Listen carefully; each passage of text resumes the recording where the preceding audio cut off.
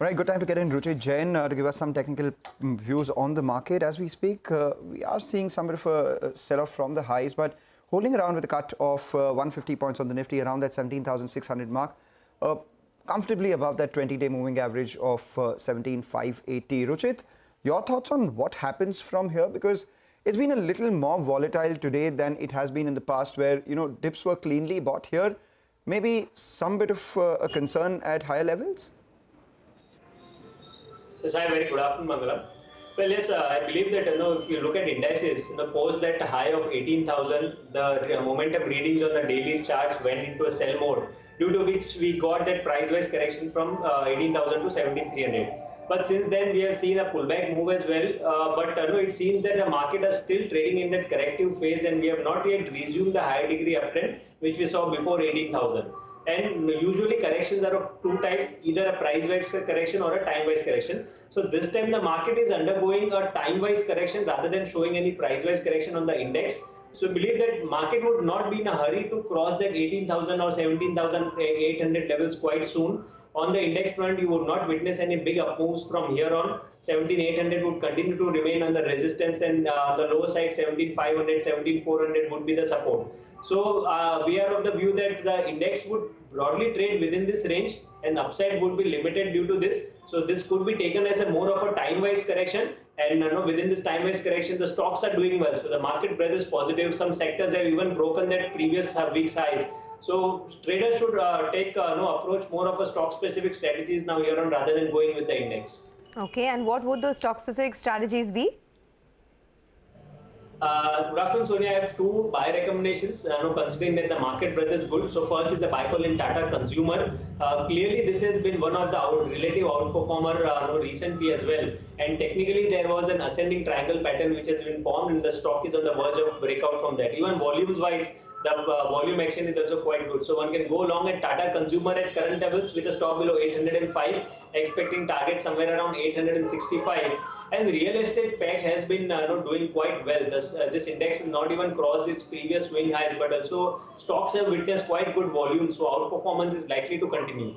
Prestige Estate, one of the mid-cap names within this realty space, has given a breakout today, supported by very high volumes. So the previous highs has also been taken out. So we are expecting a good up move in this stock. Currently at around 483, one can go long with stop loss below 462 for potential targets around 515 to 520. All right, Ruchit, thank you for that.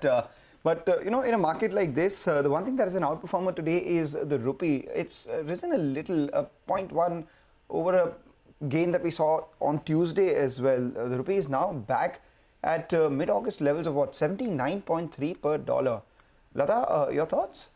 Well, actually, the stock market is not the only place where we have decoupled. What I wanted to say is that both in the currency and in the bond markets as well, India is an outperformer. The currency, rupees rallying despite all Asian EMs lower today, primarily because the dollar index is once again back at that 109 mark. This is, of course, there were strong FPI portfolio flows on Tuesday, and probably a residual amount is flowing into the market today as well. Lower crude is clearly a pro-rupee sentiment, and that will make a rupee shorts cover.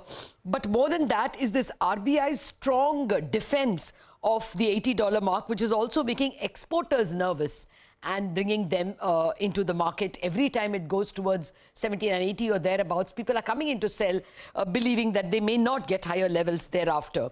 The bond rally is also very important. The 10-year yield fell to as low as 7.16 at a point in time. And remember, just last week, they were trading at 7.3%. So that's quite a rally that you're seeing. This is, of course, strong short covering in bonds because of the lower crude price, now at $94 Brent. Last week it was, 105. But more importantly, this chatter of bond inclusion is catching on, and there is an expectation that some months down the line there could be big buyers in bonds. There is also a chatter of HDFC having raised 10-year money locally. Normally when it does this, HDFC swaps it in the OIS market for a floating rate. They sell fixed and they take floating. And those people who sell the fixed to them come and buy bonds to hedge their exposures. I mean, it's a little complicated, but long and the short of that is that there is bond buying even on for those reasons, and therefore a goodish bit of decoupling of the Indian currency and bond market from global markets. Okay, thanks a lot for